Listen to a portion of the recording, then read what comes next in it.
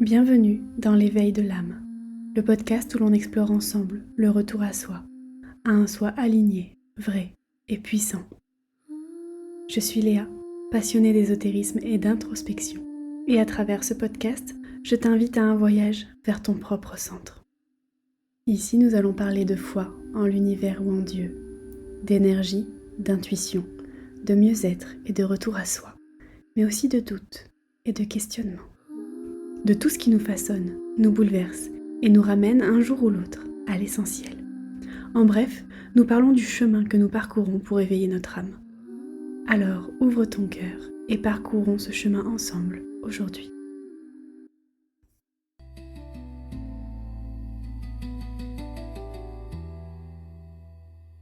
Bienvenue dans ce nouvel épisode de notre mini-série sur la manifestation. Aujourd'hui, nous allons parler du corps, du système nerveux et de la sécurité intérieure. Après avoir posé une intention claire et après avoir travaillé sur la croyance que c'est possible, il reste une étape absolument fondamentale. C'est une étape que l'on sous-estime souvent parce qu'elle ne passe ni par la volonté ni par le mental. L'état émotionnel depuis lequel tu essaies de manifester. Tu peux savoir exactement ce que tu veux. Tu peux sincèrement y croire, mais si ton monde émotionnel est instable, tendu, saturé, alors la manifestation devient difficile à soutenir dans le temps. Pas parce que tu fais mal, mais parce que le corps n'est pas encore prêt à accompagner le mouvement vers le changement.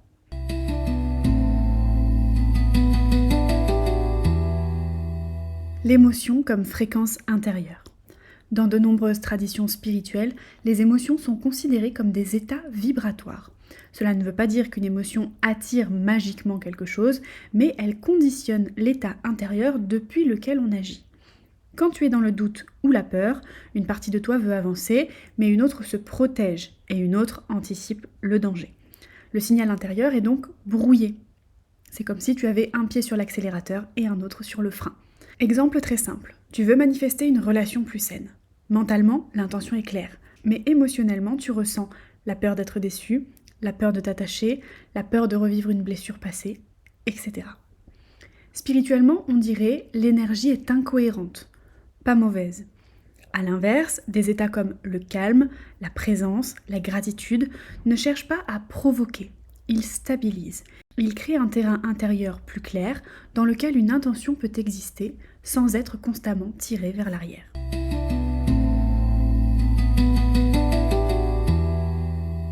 Ce que fait le cerveau quand l'émotion domine. Regardons maintenant ce phénomène du point de vue des neurosciences. Quand une émotion de stress, de peur ou d'insécurité est active, une structure clé du cerveau entre en jeu, c'est l'amygdale. L'amygdale, elle est spécialisée dans la détection du danger, la survie, l'anticipation des menaces. Son rôle est essentiel, mais lorsqu'elle est trop active, elle prend le dessus sur notre cortex préfrontal. Or, le cortex préfrontal, il est indispensable pour planifier, prendre du recul, faire des choix conscients, se projeter dans l'avenir, etc. Résultat concret, la vision se rétrécit, les options semblent plus limitées, le cerveau privilégie ce qui est familier plutôt que ce qui est aligné. Ce n'est pas un manque de motivation, c'est un cerveau en mode protection. Il se referme sur lui-même, en quelque sorte.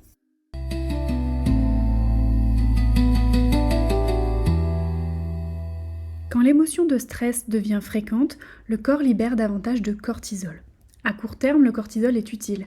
Oui, parce que souvent, quand on parle du cortisol, on le présente comme une hormone négative, mais en réalité, à court terme, il est indispensable. C'est une hormone de mobilisation qui est sécrétée par les glandes surrénales lorsque le cerveau perçoit un défi, un stress ou encore une situation nouvelle. À court terme, le cortisol est donc utile parce qu'il permet d'augmenter la vigilance, de mobiliser rapidement de l'énergie, d'améliorer la concentration sur une tâche précise, de rendre le corps plus réactif. Par exemple, le matin, le cortisol participe au réveil. Avant un rendez-vous important, il aide à rester alerte. Face à une situation imprévue, il permet de réagir rapidement. Sans le cortisol, nous serions comme apathiques, désengagés, incapables de répondre à une demande extérieure rapide. Le problème, ce n'est donc pas le cortisol en soi, le problème apparaît lorsque le cortisol reste trop élevé, trop longtemps. Quand le stress devient chronique. Et c'est à ce moment-là que le corps ne revient plus à un état de base apaisé. À ce moment-là, la vigilance se transforme en hypervigilance, la concentration devient une rigidité mentale, l'élan se transforme en fatigue et la vision se rétrécit. À long terme, il entraîne en fait une fatigue émotionnelle, une baisse de créativité, une difficulté à se projeter, une impression de flou ou de saturation mentale. Dans un processus de manifestation, un cortisol modéré à court terme peut aider à passer à l'action, à oser, à se mobiliser, mais un cortisol élevé en continu empêche la créativité, la projection positive, la perception des opportunités et l'ajustement fin des décisions. Autrement dit, le cortisol est un allié ponctuel, mais un frein durable lorsqu'il devient permanent. C'est pour cela que dans un chemin de manifestation conscient, on ne cherche pas à supprimer le stress, mais à revenir régulièrement dans un état régulé. Un état dans lequel le corps peut se détendre après l'effort, le cerveau peut élargir sa vision et l'intention peut à nouveau circuler librement. Exemple concret, tu veux lancer un projet mais tu te sens déjà épuisé à l'idée de commencer. Tu doutes, tu repousses, tu réfléchis trop. Ce n'est pas un défaut de caractère, c'est un système nerveux sous pression. Dans cet état, le cerveau ne cherche pas à créer, il cherche juste à éviter à tout prix une perte. Il faut donc réguler son émotionnel. Ça ne veut pas dire supprimer les émotions ni penser positif. Cela veut dire ramener le corps dans un état de sécurité suffisante pour que le cerveau puisse fonctionner pleinement. Par exemple, la cohérence cardiaque est l'un des outils les plus étudiés scientifiquement pour réguler le stress. Elle permet une baisse mesurée du cortisol, une diminution de l'activité de l'amygdale, une amélioration de la clarté mentale. L'exercice le plus simple, vous pouvez le faire, il y a une application qui est gratuite qui s'appelle Respirelax Plus, que j'ai depuis l'Alsace. Pour ceux qui me connaissent un petit peu, j'ai vécu en Alsace un certain temps, j'étais pas du tout bien là-bas, et ma naturopathe m'avait conseillé de faire justement de la cohérence cardiaque. Donc c'est des exercices de respiration qui sont tout simples, vous pouvez télécharger l'application, moi j'aime bien parce qu'il y a une espèce de bulle qui monte et qui descend, et qui permet de faire un espèce de timer. Vous pouvez le faire, moi ça m'arrive de le faire des fois en faisant autre chose, c'est pas le mieux c'est d'être vraiment concentré sur l'exercice, mais parfois je le fais en voiture, où j'entends la musique en fait qui monte et qui descend, ou alors je vois la bille qui monte et qui descend sur mon téléphone. Ne prenez pas votre téléphone au volant, mais mon téléphone est à côté de moi, accroché en fait quand je conduis, et du coup en fait je vois cette bille qui monte et qui descend, mais c'est surtout j'entends en fait le son de l'application qui est très bien faite. Vous pouvez même enlever le son si jamais vous êtes, je sais pas moi, j'allais vous dire une bêtise, mais au bureau que vous avez besoin de vous recentrer sur ce que vous êtes en train de faire, sur votre respiration, parce que vous sentez que le stress monte, et ben vous pouvez mettre votre téléphone devant vous et faire de la cohérence cardiaque. Vous avez plusieurs types d'exercices sur l'application, mais moi je vous conseille, c'est le régulation, je crois. En gros, c'est inspirer 5 secondes, expirer 5 secondes, et il faut le faire pendant 5 minutes minimum.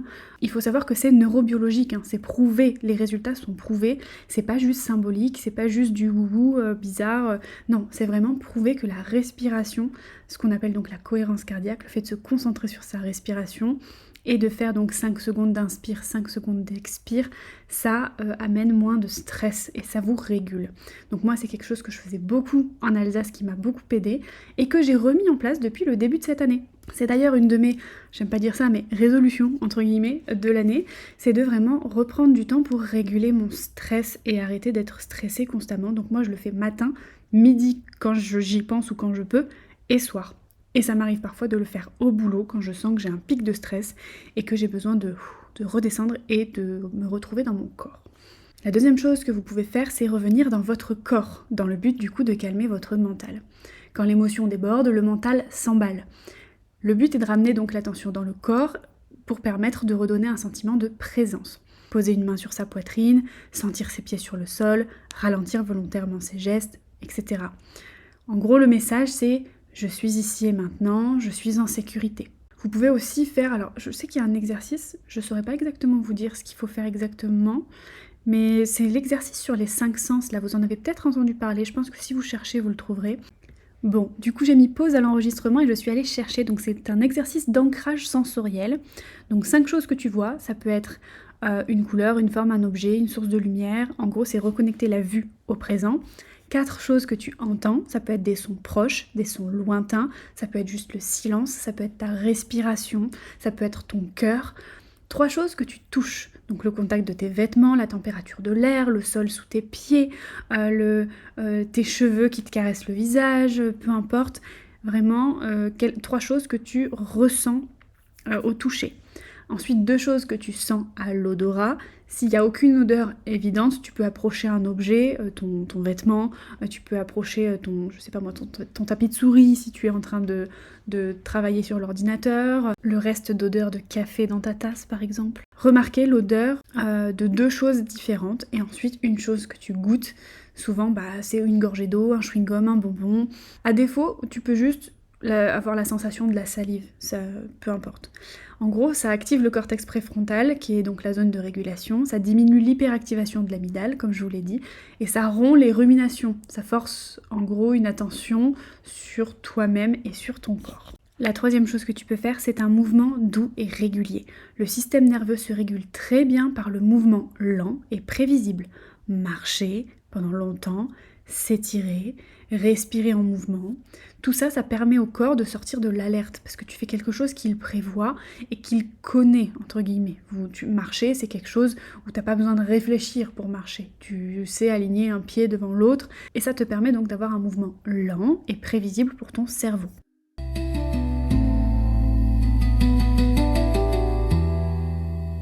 Spirituellement, on dit souvent que la peur contracte, que le calme ouvre, que la gratitude stabilise. Scientifiquement, on observe exactement la même chose. Le stress élevé donne une cognition réduite et le stress régulé donne une perception plus élargie. Un corps apaisé permet une conscience plus large permet plus de choix, et plus de choix augmente les probabilités de manifestation. Ce n'est pas magique, c'est logique. Récapitulons un peu tout ce qu'on a vu. On a vu que l'émotion influence directement la manifestation, que la peur et le doute brouillent le message intérieur, que le stress inhibe les capacités de décision, que réguler son émotionnel est une étape clé et que la sécurité intérieure précède une action alignée. Réguler son émotionnel, ce n'est pas se transformer, c'est se rendre disponible. Il y a aussi quelque chose que vous pouvez faire, c'est avant de faire quelque chose qui vous stresse, de faire de la cohérence cardiaque ou de vous connecter à votre corps comme on l'a vu, et ensuite de faire la chose qui vous stresse, et ensuite de refaire un exercice comme ça. Par exemple, je vous donne un exemple, je sais pas moi, par exemple dans mon quotidien, moi j'ai pas mal de croyances limitantes avec l'argent, sur tout ce qui est le sujet de l'argent. Et je me suis rendu compte récemment que chaque fois que je payais quelque chose, je me crispais parce que je sais que j'ai pas énormément sur mon compte, je sais qu'il faut que je calcule tout, je sais que si, je sais que ça. Et souvent je me crispe avant même le paiement, même si mon compte en soi n'est pas à découvert, mais c'est quelque chose qui m'amène du stress. Donc je suis en train de travailler dessus et de développer donc de la tranquillité vis-à-vis des paiements et vis-à-vis de l'argent pour me sentir en sécurité avec l'argent. Parce que je suis pas sous les ponts, j'ai envie de dire. J'ai un salaire, je suis capable de payer ma propre nourriture, j'ai un toit sur la tête, clairement, je suis pas dans la pire des situations, mais j'ai quand même des croyances limitantes qui font que ça me stresse, l'argent me stresse et donc petit à petit, en lisant des livres, etc., j'essaie de réguler ce côté-là et de travailler dessus pour comprendre déjà comment fonctionne l'argent et pour comprendre comment je fonctionne vis-à-vis de l'argent.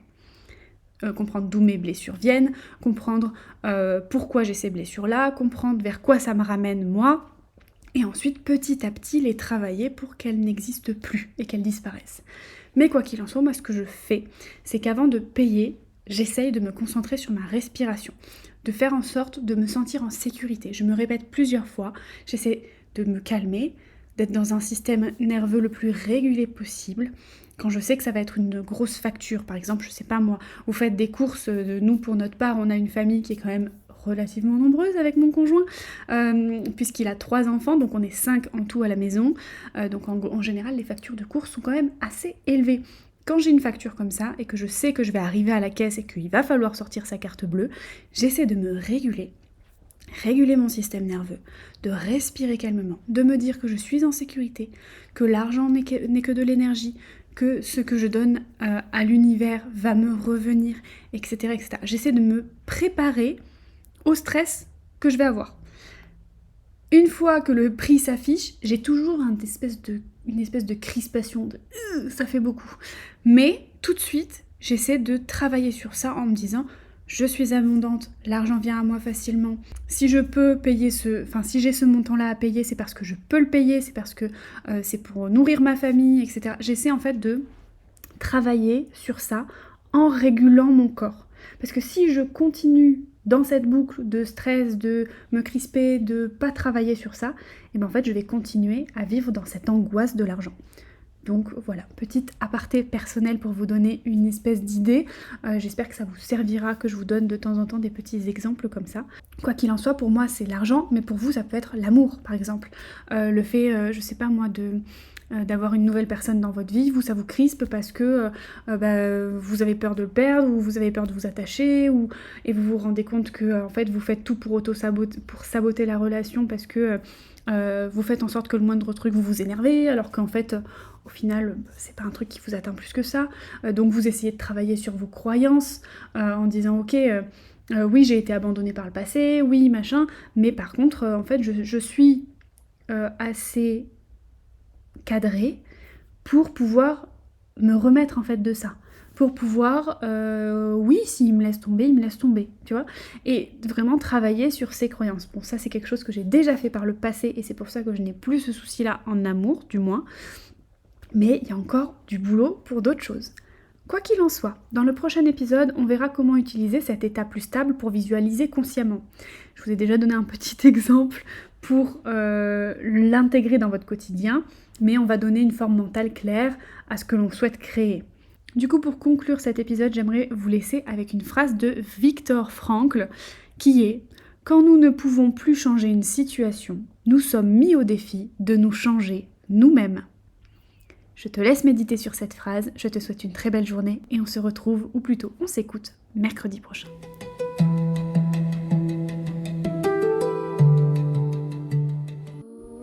Merci d'avoir partagé ce moment avec moi. Merci pour ton écoute, ta présence et ton ouverture. Et si tu veux prolonger ce voyage, tu peux me retrouver sur d'autres réseaux sous le pseudo Les Tests de Louve. Je te mets les liens dans la description de ce podcast. Sur YouTube, je partage des vidéos autour du lifestyle, du maquillage et de la spiritualité. Un espace entre beauté extérieure et éveil intérieur. Sur Instagram, je t'accompagne au fil des lunes et des portails énergétiques à travers des posts inspirants pour te relier au rythme du vivant. Et souviens-toi, ton âme connaît déjà le chemin.